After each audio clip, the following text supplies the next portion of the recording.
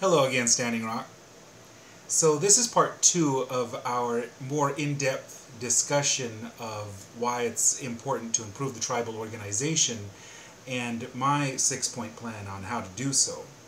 So I want to preface this section by highlighting how, first, it's in our nature to look for easy answers, no matter how difficult and complex the problems.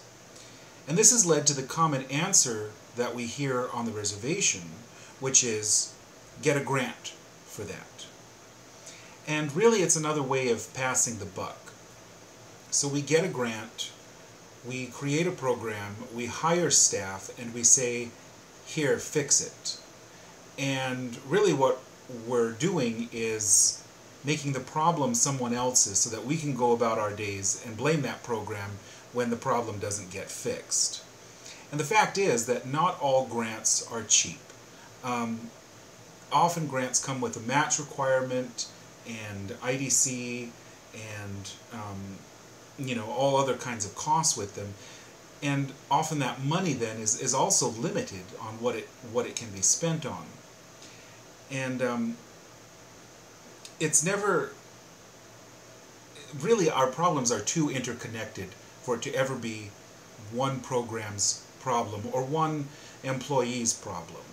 There is no path forward without collaboration. So my third, fourth, and fifth points are also really connected to one another. We need to streamline spending and procedures.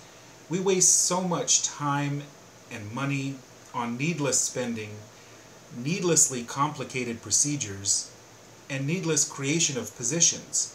We don't need to create a position to make copies sometimes, and we don't need to make another position to then staple those copies together, to speak metaphorically.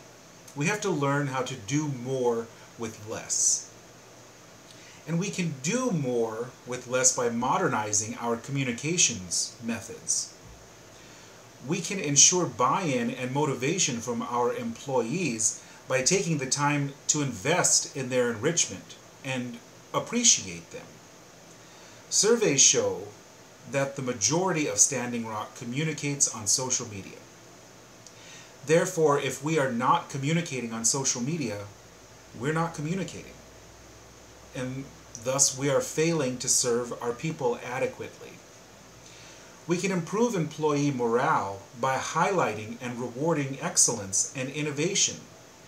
And we can improve connectedness by hosting a monthly lunch between randomly selected employees and the chairman, so that those employees can really give a chairman their view from different parts of the organization. My final point in this section is to seek a path to build a second office building. We suffer from inadequate infrastructure and aging, dilapidated buildings scattered throughout the reservation. By not finding a solution to this problem, we are both putting the health of our employees at risk, and we're putting additional strain on the people that we serve who already suffer from lack of access to reliable transportation. Now, there are numerous models available on crowdfunding buildings, and I suggest that we strike while the iron is hot, while Standing Rock is still in the global interest, or in the global on everyone's mind, basically. Furthermore, I think that if this model is successful, we can use it again to build an adequate administrative services annex in McLaughlin to better serve our citizens who live on the southern part of the reservation. So in my next video, we'll be highlighting my 16-point plan on child and family welfare. And that should be coming in the next few days. Thank you again, Standing Rock.